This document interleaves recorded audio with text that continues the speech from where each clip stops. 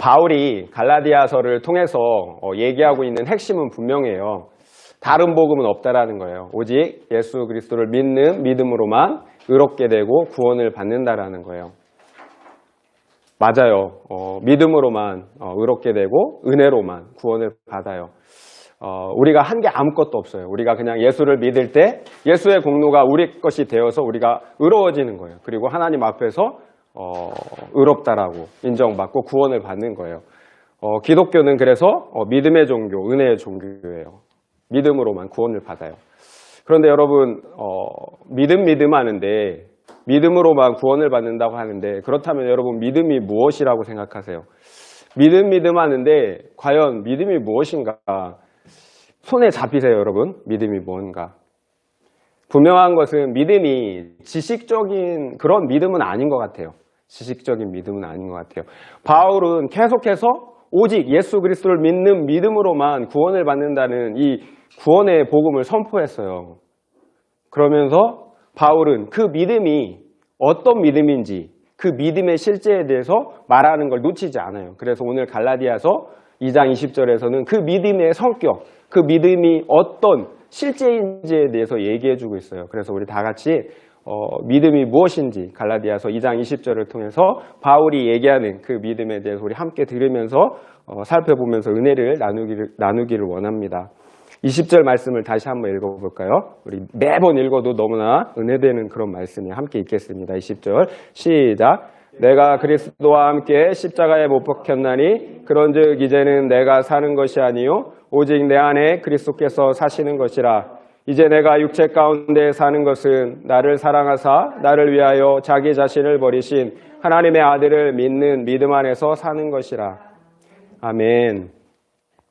20절의 문장의 그 구조를 보면 크게 두 개의 산다가 나와요. 첫 번째는 내 안에 예수께서 사신다. 그리고 내가 믿음으로 산다라는 거예요. 둘 다 산다라는 거죠. 내 안에 예수께서 산다. 그리고 내가 믿음으로 산다. 그런데 이 두 개의 산다는 앞서 나오는 내가 예수 그리스도와 함께 십자가에 못 박혔기 때문에 그래서 죽었기 때문에 나타나는 인과적인 결과예요. 문장의 구조를 보면 그래요. 내가 그리스도와 함께 십자가에 못 박혀 죽었다는 표현은 여기서 현재 완료형으로 쓰였어요. 그리고 이어진 예수가 내 안에 산다. 그리고 내가 믿음으로 산다는 현재형으로 쓰였어요. 그러니까 시간적으로 내가 십자가에서 죽었기 때문에 그러므로 예수가 내 안에서 사는 것이고 또한 내가 믿음으로 산다라는 거예요. 내가 죽은 것이 원인이라면 사는 것은 그 결과라는 거예요. 그 내가 십자가에서 예수와 함께 죽었기 때문에 예수가 내 안에 살고 또한 내가 믿음으로 살 수 있다는 것입니다. 먼저 예수가 내 안에 사는 것은 분명하게 예수가 주체예요. 문자적으로 보면 내가 믿음으로 사는 것도 근데 내가 주체인 것처럼 보여요. 예수가 사는 것도 삶의 주체. 그럼 내가 믿음으로 사는 것도 삶의 주체인가? 그렇게 되면 내가 사는데 예수가 삶의 주체? 그리고 내가 삶의 주체가 돼요. 그럼 모순이 되는 거죠. 그렇다면 하나가 잘못된 거예요. 포기해야 되는 거예요. 맞아요. 내 안에 예수가 사는 것도 그리고 내가 믿음으로 사는 것도 모두 그 주체는 예수 그리스도라는 거예요. 왜냐하면 두 개의 산다는 내가 십자가에 못 박혀 죽었기 때문에 사는 결과이기 때문에 그래요. 내가 죽었는데 어떻게 내가 다시 살겠어요? 그 삶의 주체는 오직 예수 그리스도일 수밖에 없는 거예요. 두 개의 산다는 모두 믿음에 대해서 얘기하고 있는 거예요. 다만 예수가 내 안에 사는 것이 보다 본질적인 관점, 내면의 관점에서 믿음을 말하고 있는 것이라면 내가 사는 것은 내가 살아가야 할 삶 속에서 외형의 관점에서 믿음을 말하고 있는 것이에요. 나무로 치면 뿌리가 예수가 내 안에 사는 거고 줄기가 내가 믿음으로 사는 거예요. 그러나 그 삶의 주체는 항상 예수 그리스도예요. 내가 아니에요. 이게 믿음으로 사는 거예요. 이게 예수 그리스도가 내 안에 사는 것, 이게 믿음으로 사는 거예요. 이제 내가 육체 가운데 살아가야 할 삶이 있는데 그것이 바로 내 안에 예수가 사는 그 삶이라는 거예요. 결국 믿음은 예수를 처음 믿을 때 단회적인 사건으로 시작하지만 우리가 지속적으로 살아가야 할 삶이기도 하다라는 거예요. 믿음으로 우리의 삶을 살아가야 한다라는 거예요. 그래서 저는 개인적으로 갈라디아서 2장 20절을 믿음에 대한 가장 실제적인 진술이라고 이렇게 생각이 돼요. 믿음은 실제인 거예요. 관념이 아니라는 거예요. 고린도후서 13장 5절에서도 그 사실을 분명하게 얘기하고 있어요. 너희는 믿음 안에 있는가? 너희 자신을 시험하고 너희 자신을 확증하라. 예수 그리스도께서 너희 안에 계신 줄을 너희가 스스로 알지 못하느냐? 그렇지 않으면 너희는 버림받은 자니라. 이렇게 믿음은 예수가 내 안에 살아 계신다라는 것을 아는 실제예요. 우리 안에 예수 그리스도가 살아 계십니까? 그렇다면 우리는 예수를 믿는 사람들이에요. 그렇지 않다면 우리는 예수를 믿는 게 아니에요. 믿음은 그냥 지식이나 관념이 아니라는 거예요. 인간적인 간절한 바램도 그리고 신념도 아니라는 거예요. 나 예수가 누군지 알아. 하나님의 아들이잖아. 나를 위해 죽어주시고 부활하셨지. 나는 그 주님이 누구신지 알아. 그 예수를 믿고 있어. 이것이 바로 지식적인 믿음이에요. 근데 안타까운 것은 많은 사람들이 이 정도 지식적인 수준에 머물러 있다라는 거예요. 이런 지식적인 믿음도 반드시 필요해요. 반드시 필요해요. 하지만 그 지식적인 믿음만으로는 부족하다라는 거예요. 성경이 말하는 참된 믿음은 내가 죽고 예수가 내 안에 사시는 거예요. 이것이 믿음의 실제입니다. 예수께서 그의 성령으로 내 안에 사시는 거예요. 예수 그리스도와 인격적인 관계를 맺는 믿음인 거예요. 그리고 내 삶 속에서 그 믿음으로 실제의 삶을 그 믿음으로 살아가는 거예요. 이렇게 바울이 말하는 믿음은 내가 죽고 예수가 내 안에 사는 관계가 있는 실제예요. 그리고 내가 육체 가운데 살아가야 할 삶의 실제가 있는 믿음인 거예요. 한밤중에 찾아온 니고데모는 물과 성령으로 거듭나야 하겠다라는 예수님의 말씀을 전혀 이해하지 못했어요. 예수님은 그런 그에게 바람이 임으로 불매 어디에서 와서 어디로 가는지 알지 못하는 것처럼 성령으로 난 사람도 그와 같다라고 하셨어요. 바람은 눈에 보이지 않아요. 그러나 태풍을 본 사람들은 바람의 힘과 위력의 실제를 잊지 못해요. 나무를 송두리째 뽑아버리고 모든 것들을 날려버리는 바람의 위력 앞에서 어떤 누구도 바람이 보이지 않는다고, 실제하지 않는다라고 이렇게 말할 수 없다라는 거예요. 마찬가지인 거예요. 우리 안에 거하시는 예수님도 보이시지 않지만 태풍과 같은 힘과 능력으로 우리 안에 실제하세요. 우리를 죽음에서 생명으로 거듭나게 하시고 또한 죄된 삶을 끊고 거룩한 삶을 살아갈 수 있는 능력을 우리 안에 주신다라는 거예요. 이게 믿음의 실제예요. 지식적인 믿음은 아무런 힘이 없어요. 우리는 반드시 예수가 내 안에 사시는 이런 관계적인 믿음을 가져야 합니다. 이런 관계적인 믿음의 첫 단계는 내가 그리스도와 함께 십자가에 못 박혀 죽는 거예요. 죽는 것이 무엇보다 중요해요.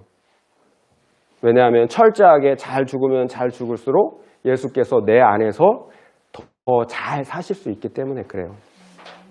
내가 더욱 믿음 안에서 믿음으로 살아갈 수가 있는 거예요. 내가 더 잘 죽으면 잘 죽을수록. 여기에서 함께라는 말을 유심히 봐야 합니다. 예수님만 십자가에서 못 박혀 죽은 게 아니에요. 예수께서 십자가에 못 박혀 죽으실 때 나도 함께 십자가에 못 박혀 죽은 것입니다. 따라서 예수가 나 대신 죽었으니 나와는 상관없다라는 그런 태도는 잘못된 것이라는 거예요. 만약 내가 예수와 함께 죽지 않는다면 예수와 함께 살 수도 없어요. 바울이 말한 바 율법의 행위로는 의롭다함을 얻을 육체가 없습니다. 이것이 나와 우리 인간의 한계이고 현실이에요. 우리는 우리 자신을 구원하기에 전적으로 무능하고 부패합니다. 그래서 우리는 오직 하나님의 의이신 예수 그리스도만을 믿고 의지하는 거예요. 이렇게 바울이 말하는 믿음은 철저하게 자기 자신에 대해서 부정하고 절망하는 거예요. 부정하고 절망해요. 그러므로 예수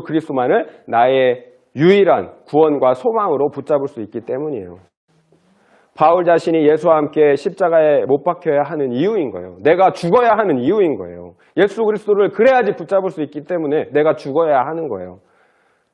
나에 대하여 조금도 기대하고 소망할 수 없기 때문인 것을 알기 때문에 그런 거예요. 내가 죽지 않으면 예수 그리스도를 붙잡고 소유할 수 없기 때문에 그런 거예요. 내가 비록 죽지만 그래서 믿음 안에서 죽는 거예요. 예수 그리스도와 함께 살 것을 믿는 믿음으로 죽는 거예요. 그래서 이 죽음은 세상의 죽음처럼 어리석은 죽음이 아닌 거예요. 부활과 영생의 소망을 가지고 죽는 거예요. 그렇다면 우리는 어떻게 예수와 함께 죽을 수 있을까요? 우리는 믿음의 회개를 통해서 믿음의 회개를 통해서 예수와 함께 죽을 수 있습니다. 과거 나는 내 안의 죄와 우상들을 대수롭지 않게 생각했어요. 하나님을 떠나 죄와 허물 가운데 살아가는 것을 당연하다고 여겼어요. 그런데 십자가를 바라보자 모든 것이 달라졌어요. 아무 죄도 없으신 하나님의 아들이 나를 사랑하사 나를 위하여 십자가에 죽으신 것이 깨달아지는 거예요. 그러면 나의 죄가 보여요. 주님이 못 박히신 그 십자가는 마땅히 내가 있어야 했던 그런 곳인 거예요. 하나님의 아들이 나를 위해 죽으셔야 할 만큼 내 죄가 크고 심각하다는 것을 깨닫게 되는 거예요. 그 십자가를 바라보면. 과거에는 아무렇지도 않던 나의 죄와 우상들이 미워지는 거예요. 역겨워지는 거예요. 그러면 바울처럼 이 사망의 몸에서 누가 나를 건져내랴 이런 고백이 절로 나오는 거예요. 우리는 이렇게 내 죄를 인정하고 돌이키는 믿음의 회개를 통해 내 자아를 예수와 함께 십자가에 못 박아야 하는 거예요. 그렇다면 누가 죽는 건가요?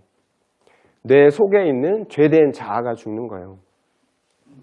성경에서 말하기를 죄성, 타락한 옛 사람, 육신의 소욕, 육신을 따르는 사람 등으로 표현된 죄된 내가 죽는 거예요.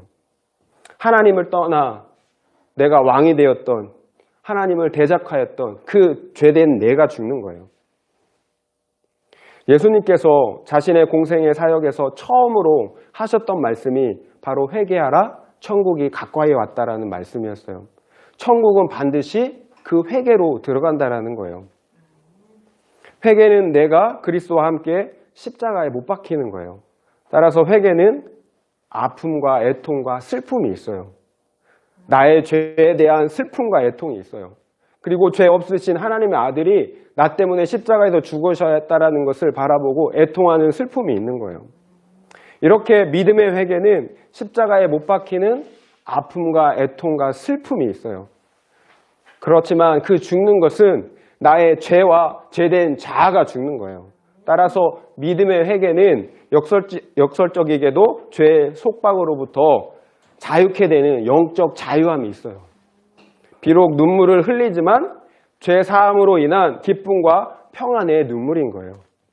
죄에 대해서는 죽지만 생명 대신 예수로 다시 살기 때문에 흘리는 기쁨의 눈물인 거예요. 내가 그리스도와 함께 십자가에 못 박혔나니, 여기에서 십자가에 못 박혔나니라는 이 동사는 아까 말씀드린 것처럼 현재 완료형으로 쓰였어요. 십자가 못 박혀 끝났다라는 거예요. 이미 끝났다라는 거예요. 다시 살아날 가능성이 없다라는 거예요. 과거를 돌아보면 안 된다라는 거예요. 그런데 내가 십자가에 못 박혀 있는 상태에서도 죽지 않는다면 어떨까요? 이미 못 박혔는데, 이미 끝났는데 죽지 않으려고 하면 어떻게 될까요? 얼마나 힘들겠어요. 죽지 않으려고 하면. 왜 자존심이 상할까요? 왜 사람들과의 관계에서 상처를 받을까요? 왜 혈기가 올라오고 생색이 날까요? 혹시 내가 내 못난 자아가 아직 죽지 않았기 때문은 아닐까요? 시체를 보세요. 시체. 아무리 건드려도 마음에 상처를 받지 않아요. 그리고 이리 굴리고 저리 굴려도 자존심을 상해하지도 않아요. 왜 그래요? 죽었기 때문에 그래요. 완전히 죽었기 때문에. 완전히 죽었기 때문에 상처받지 않는 거예요. 만약 내가 상처받고 자존심이 상한다면 우리가 죽지 않았기 때문에 그런 거예요. 쉽지는 않죠. 그래서 되돌릴 수 없다면 우리가 십자가에 못 박혀 죽은 것이 이미 기정화된 사실이라면 빨리 죽는 게 상책인 거죠. 그래야 예수님도 편하고 저희도 편할 수가 있는 거예요. 그런데 더 위험한 사람들이 있다라는 거예요. 십자가에 못 박힌 적조차 없는 사람들이 있다라는 거예요. 안타까운 거예요. 그런 사람들은 만사태평해요. 되게 평안해요. 하지만 우리의 평안은 십자가의 죽음을 통과한 후에 예수 그리스도가 우리 안에 다시 사심으로 누리는 평안인 거지 그냥 세상적인 평안은 아닌 거예요. 세상적인 육신적이고 세상적인 그런 평안이 아닌 거예요. 안타까운 것은 내가 십자가에서 죽는 그런 경험을 하지 않았다면 나는 예수님과 아무 관계가 없다라는 거예요. 그게 안타까운 거예요. 그렇다면 우리에게 한 가지 궁금한 것이 있습니다. 내가 십자가에 못 박혀 죽었다면 왜 자꾸 내가 다시 살아나느냐라는 거예요. 왜 죽지 않은 나 때문에 계속해서 힘들어하는, 저도 이게 너무 궁금해요. 죽은 것 같은데 또 살아나 있고 죽은 것 같은데 또 살아나 있고 너무나 괴로운 거예요. 성경은 본질적으로 죄된 나는 죽었다라고 얘기해. 끝났어요. 죽었어요. 우리는 구원받았고 그리스도 안에 있고 그리스도와 함께 살아났어요. 그렇지만 여전히 육체의 소욕이 역사하고 있다라고 성경은 얘기하고 있어요. 과거 설교에서 함께 나눴던 것처럼 육체의 소욕과 성령의 소욕이 함께 역사하며 싸우고 있다라는 거예요. 이것이 우리의 현 상황이에요. 우리가 예수 그리스도 품에 안기기 전까지는 이런 영적인 싸움이 있다라는 거예요. 중요한 변화는 과거에는 죄가 주장하고 지배하는 삶이었지만 이제는 더 이상 죄가 우리를 지배하고 주장하지 못한다라는 거예요. 주님이 우리 안에 살아계시기 때문에 그런 거예요. 그러나 여전히 죄의 소망은 남아있어요. 넘어질 수도 있다라는 거예요. 비록 우리가 연약해서 넘어지지만 그 방향성만은 의의 길, 구원의 길을 걸어간다라는 거예요. 그래서 바울은 이제 내가 육체 가운데 사는 것은 나를 사랑하사 나를 위하여 자기 자신을 버리신 하나님의 아들을 믿는 믿음 안에서 사는 것이라고 이렇게 고백하는 것이에요. 살아내야 할 믿음의 삶이 남아 있어요. 이루어 가야 할 구원의 삶이 남아 있다라는 거예요. 그럼에도 불구하고 그 구원의 삶조차 예수 그리스도가 주체가 되어서 그 구원의 삶조차 이뤄내 주신다라는 거예요. 결국 본질적인 나는 죽었어요. 그러나 여전히 우리는 계속해서 십자가에서 죽어야만 하는 거죠. 그러므로 예수가 우리 안에 더욱 충만히 사시도록 해야 하는 거예요. 이것이 믿음으로 사는 거예요. 내가 죽고 예수 그리스도가 사는 반복이라는 거예요. 우리의 삶 가운데. 왜냐하면 영적인 싸움이 있기 때문에 그런 거예요. 죽지 않으려는 내 자아가 있기 때문에 그렇다라는 거예요. 내가 죽는 믿음의 회개는 인간적인 노력으로 할 수 있는 게 아니에요. 믿음의 회개는 세상적인 사과나 뉘우침과는 질적으로 다른 거예요. 운다고 다 죽는 회개는 아니라는 거예요. 우리가 죽는 회개는 반드시 예수 그리스도가 다시 사는 은혜가 있어야 하는 거예요. 제가 드리고 싶은 말씀은 회개는 내 힘으로 할 수 있는 게 아니라는 거예요. 은혜로만 된다라는 거예요. 성령이 역사하는 참된 믿음으로만 할 수 있는 것이 회개라는 거예요. 오직 믿음으로만 할 수 있는 것이 회개예요. 그런데 세상에서의 삶처럼 십자가에서 죽는 것조차 인간적인 노력과 열심으로 하려는 사람들이 있어요. 그러면 절대 죽을 수가 없어요. 힘만 드는 거예요. 의지적인 자신의 힘과 열심으로 참고 죽으려고 하면 어떻게 될까요? 진짜 죽어요. 아니면 죽은 것처럼 보이는데 안 죽었어요. 그래서 상대방을 죽이게 돼요. 자기를 자꾸 억압하고 누르다 보면 우울증과 같은 정신적인 문제가 발생하기도 하는 거예요. 너무 내 인간적인 힘으로 죽이려고 하면. 그래서 또 자꾸 생색이 올라오고 참다 폭발하는 거예요. 이렇게 인간적인 성품으로 죽으면 나를 죽여요. 또는 다른 사람을 죽이게 되는 거예요. 모두 내가 은혜로 죽지 못하고 인간적인 방법이나 성품으로 살려고 하기 때문에 일어나는 일들인 거예요. 우리는 반드시 믿음으로 성령의 역사로 은혜로만 죽을 수가 있습니다. 여러분 자꾸 회개 제가 너무 회개 그러죠. 그러니까 너무 힘이 들어요. 뭘 자꾸 회개하라는 거예요. 기분 나쁘게. 왜 자꾸 우리만 보면, 왜 우리를 자꾸 부정적으로 보는 거야? 왜 이렇게 회개만 하라는 거야? 이런 생각이 들 수 있어요. 저도 그래요. 이렇게 얘기하면서도 불편해요. 좋은 얘기하고 싶은데 불편해요. 맞아요. 힘들어요. 내가 죽는 회개가 나의 죄만 드러내는 것이라면 의미가 없고 힘이 든 작업이에요. 나의 죄만 바라보다 절망하고 낙심하고 결국은 더 죽게 될 수 있을 거예요. 그렇지만 회개가 의미 있고 유익해요. 왜 그래요? 회개를 통해서 예수 그리스도를 더욱 간절히 붙들 수 있기 때문에 그런 거예요. 예수 그리스도가 내 안에서 살 수 있기 때문에 그런 거예요. 나의 죄를 보면 볼수록 나에게는 더욱 절망해요. 그렇지만 예수 그리스도만이 나의 유일한 소망이라는 걸 인정하고 예수 그리스도를 더욱 붙잡게 되는 거예요. 그래서 이 회개가 유익한 거예요. 그래서 꼭 반드시 예수님께서도 회개하라고 하시잖아요. 회개하지 않으면 천국에 들어갈 수 없다고 하시잖아요. 절망이 더 큰 소망이 되는 거예요. 내가 죽고 예수 그리스도로 사시기 때문에 그런 거예요. 지난번 선지자가 선포해야 할 말씀이라는 제목으로 나누었던 말씀이 있어요. 선지자 예레미야에게 주셨던 말씀, 예레미야 1장 10절 말씀이에요. 바로 뽑고 파괴하고 파멸하고 무너뜨려야 그 다음에 건설하고 심을 수 있다는 거예요.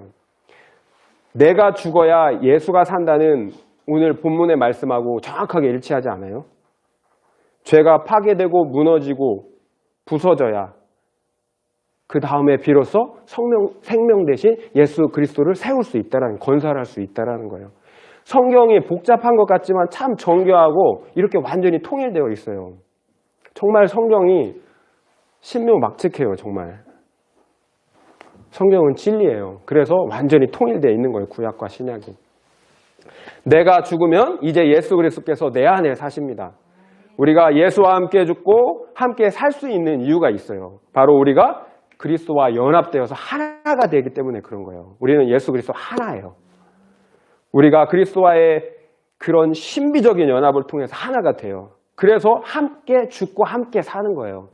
남남이라면 별개죠. 죽음과 사는 게. 하지만 우리는 예수 그리스도 하나가 됐어요. 신비적인 연합, 성령의 연합을 통해서 하나가 됐어요. 그래서 우리가 죽으면 우리가 예수와 함께 다시 살 수가 있는 거예요.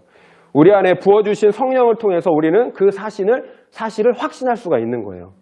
주님이 내 안에 사신다라는 것은 누가 내 삶의 주인이냐, 누가 왕이냐라는 문제예요. 정말 중요한 문제예요. 이 문제는. 주님이 내 안에 산다라는 것은 누가 왕이냐라는 거예요. 내가 왕이냐 아니면 그리스도가 왕이냐라는 거예요. 과거 내 삶의 주인은 나였어요. 그러나 이제 나는 죽고 주님이 내 안에 사시는 거예요. 왕이신 거예요. 이제 내 삶의 주인은 예수 그리스도예요. 이것을 인정하는 것이 믿음으로 사는 거예요. 예수 그리스도가 나의 왕이라는 거예요. 이 믿음으로 사는 삶의 본을 잘 보여준 분이 바로 우리 아들, 하나님의 아들 예수 그리스도세요. 아들 하나님은 전 세계를 통해서 한 번도 아버지의 뜻을 거부하고 부인하고 자신의 뜻대로 사신 적이 없으세요. 항상 순종하셨어요. 하늘 보좌, 그 높고 높은 보좌, 그것을 다 버리고 이 세상에 오셨잖아요. 이 지상의 삶을 사는 동안 율법과 하나님의 모든 말씀에 항상 복종하시고 죽기까지 순종하셨잖아요. 예수님이시니까 십자가를 지는 거 쉬우셨을 것이다. 우리는 이렇게 생각할 수 있어요. 아니에요. 결코 아니에요. 육신을 입으신 예수님은 우리가 당하는 모든 고통을 다 겪어야 되는 거예요. 그래서 예수님은 십자가를 지시기 전에 3번씩이나 기도하시면서 이렇게 말씀하셨잖아요. 매우 고민되고 힘든 일이라고, 고민된다라고 말씀하셨어요. 예수님도. 그리고 하나님, 할 수만 있으면 이 잔을 내게서 옮기시세요. 하지만 내 뜻대로 마시고 아버지의 뜻대로 하세요. 이렇게 기도를 정말 땀방울이 핏방울이 되기까지 간절하게 3번씩이나 기도하셨어요. 이 잔을 하나님 옮기실 수 있으면 옮겨주세요. 하지만 제 뜻대로 마시고 아버지의 뜻대로 되기를 원합니다. 이렇게 3번씩이나 간절히. 그러니까 쉬운 게 아닌 거예요. 이것이 믿음으로 사는 거예요. 나의 뜻은 달라요. 아버지의 뜻과. 하지만 그게 정녕 아버지의 뜻이라면 그 뜻을 따르겠습니다. 이것이 믿음으로 사는 거예요. 이게 믿음의 실제인 거예요. 왜냐하면 아버지 하나님은 항상 선하시기 때문에 그런 거예요. 하나님을 존중하고 인정해 드리는 거예요.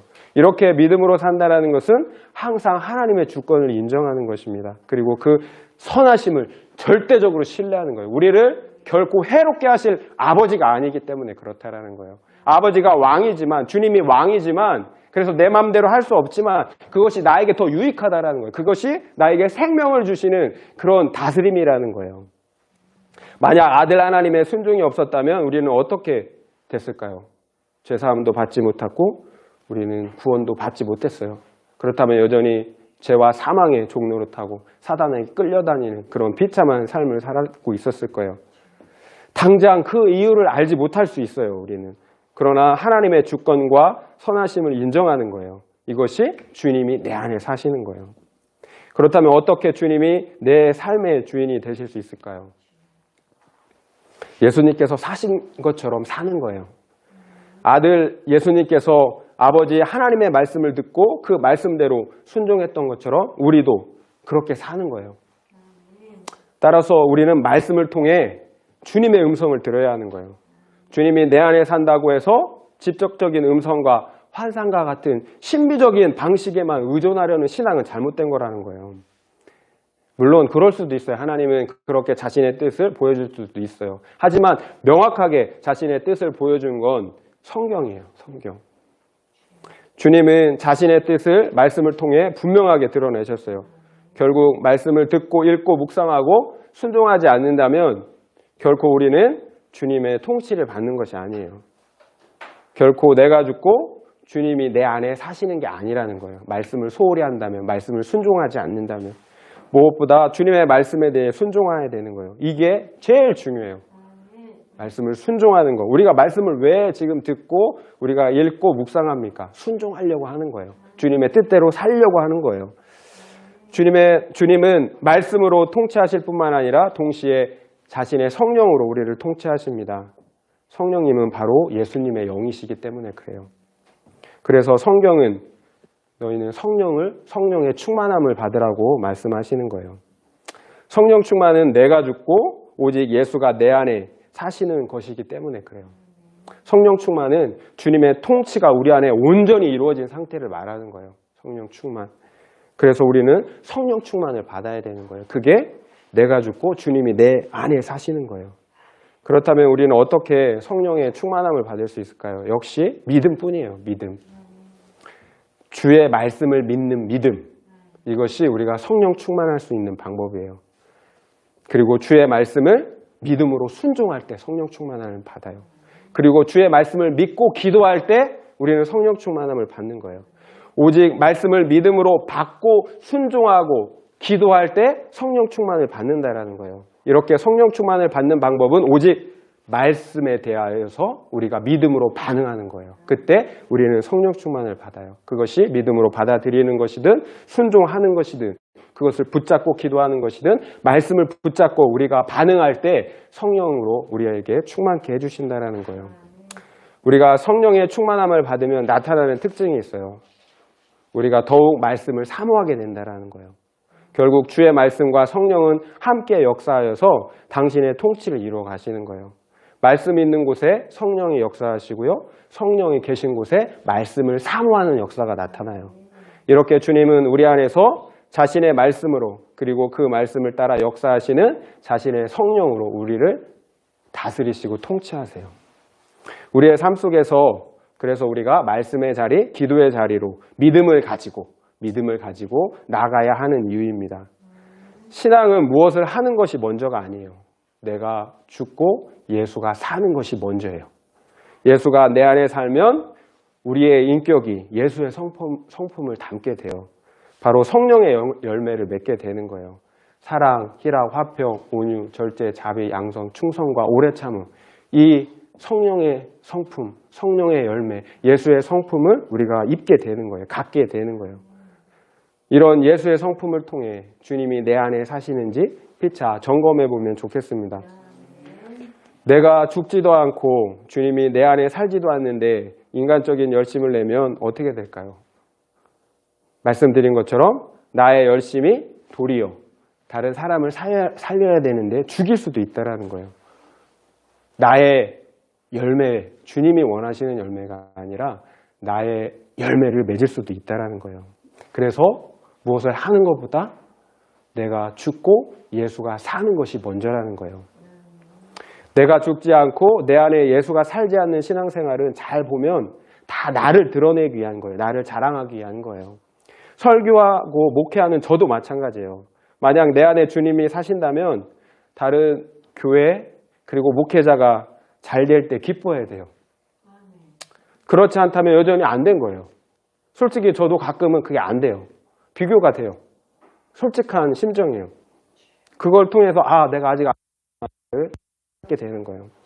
성도님들도 마찬가지예요. 다른 성도님들, 자녀들이 잘 되면 기뻐해야 되는 거예요. 이런 신앙의 실제, 생명력이 없으면 믿음은 힘없는 관념이 되고 그리고 신념이 돼버려요. 그러면 우리의 믿음과 신앙생활은 다람쥐 쳇바퀴 도는 것 같은 형식주의, 율법주의에 빠지게 되는 거예요. 지난번에 말씀드린 것처럼 신천지와 같은 이단들에 빠지는 이유가 무엇일까요? 내 안에 진짜가 없기 때문에 그런 거예요. 내 안에 예수가 계시는데 어떻게 이만희 같은 가짜 그리스도에게 갈 수가 있겠어요? 가짜 복음에 빠질 수가 있겠어요? 내가 죽고 예수가 내 안에 살아있는데 어떻게 다른 데 갈 수가 있겠어요? 예수님은 우리의 모든 소유를 다 팔아서라도 사야 될 보화인 거예요. 바울은 이제 내가 육체 가운데 사는 것은 하나님의 아들을 믿는 믿음 안에서 사는 것이라고 얘기해요. 여기서 믿음 안에라고 번역이 되어 있는데요. 믿음으로라고 이해해도 됩니다. 세상 모든 사람들은 그것이 무엇이든 자기가 가지고 있는 믿음대로 살아가요. 이 세상이 전부인 사람은 이 세상이 전부인 것처럼 살아요. 그래서 하나님이 없다고 믿는 사람들은 하나님이 없는 것처럼 살아요. 마찬가지로 예수 그리스도를 믿는 사람은 그 믿음대로 살 수밖에 없는 거예요. 그렇다면 우리는 우리의 믿음을 관념적이고 지식적인 믿음이 아니라 바로 살아가야 할 믿음으로 생동적인 믿음으로 인식해야 한다는 거예요. 계속해서 말씀드리지만 우리가 살아가야 할 믿음은 내가 죽고 예수가 내 안에 사시는 거예요. 그런데 바울은 자신이 믿어야 할 대상, 믿고 살아가야 할 대상으로 나를 사랑하사 나를 위하여 자기 자신을 버리신 하나님의 아들이라고 말씀하세요. 그냥 하나님의 아들이라고 얘기해도 되는데 나를 사랑하사 나를 위하여 자기 자신을 버리신 하나님의 아들이라고 굳이 이것을 기록하고 있어요. 왜 그랬을까요? 바울은 내가 믿는 분이 믿고 따르는 분이 어떤 분인지 그리고 어떤 일을 행하셨는지 나에게 그것을 말하고 싶은 거예요. 나를 사랑하사 나를 위하여 자기 자신을 버리신 하나님 아들 하나님께서 나를 사랑하사 나를 위하여 자기 자신을 버렸어요. 여러분 이게 이해가 되십니까? 이해가 되세요? 솔직히 인간적으로는 전혀 이해가 되지 않죠. 감이 잡히지 않아요. 솔직하게. 어떻게 하나님께서 나같이 보잘것없는 죄인을 위해서 하늘 영광을 다 버리시고 이 땅에 오셔서 십자가에서 그렇게 잔인하게 죽으실 수가 있을까? 이해가 되지 않아요. 그런데 이것이 이해가 될 때가 있어요. 확실히 믿어질 때가 있다는 거예요. 바로 제가 진실한 회개의 믿음 가운데서 죽어질 때요. 그리고 예수가 내 안에 사라질 때, 예수가 내 안에 살 때 그것이 믿어져요. 확신이 되어져요. 그러면 나도 모르게 이런 고백을 하게 되는 거예요. 주님이 나를 위해 죽어주신 것처럼 나도 주님을 위해 살겠습니다. 지금 바울이 이런 고백을 하고 있는 거예요. 저도 과거 겁이 없을 때 이런 고백을 했었어요. 하지만 내가 하고 싶어서 한 게 아니에요. 저절로 나오는 거예요. 그런 고백이. 나를 사랑하사 나를 위하여 하나님이 죽어주셨는데 어떻게 그런 고백이, 그런 게 믿어지는데, 그 사랑이 믿어지는데 어떻게 그런 고백이 나오지 않을 수가 있겠어요. 결국 우리가 십자가의 사랑을 알고 이해하기 위해서는 내가 죽고 예수가 내 안에 사셔야 되는 거예요. 그런 실제가 있어야 되는 거예요. 십자가의 주님을 만나지 못한 사람들은 그 사랑이 그저 감동적인 이야기, 그거에 지나지 않는 거예요. 그렇다면 나와는 전혀 상관이 없는 먼 이야기가 되는 거죠. 그렇지만 그 사랑을 받은 사람들은 달라요.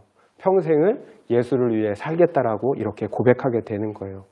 이제는 나를 사랑하사 나를 위하여 자기 자신을 버리신 하나님의 아들을 위해서 살겠습니다 라고 고백하는 거예요. 이게 바로 믿음으로 사는 거예요.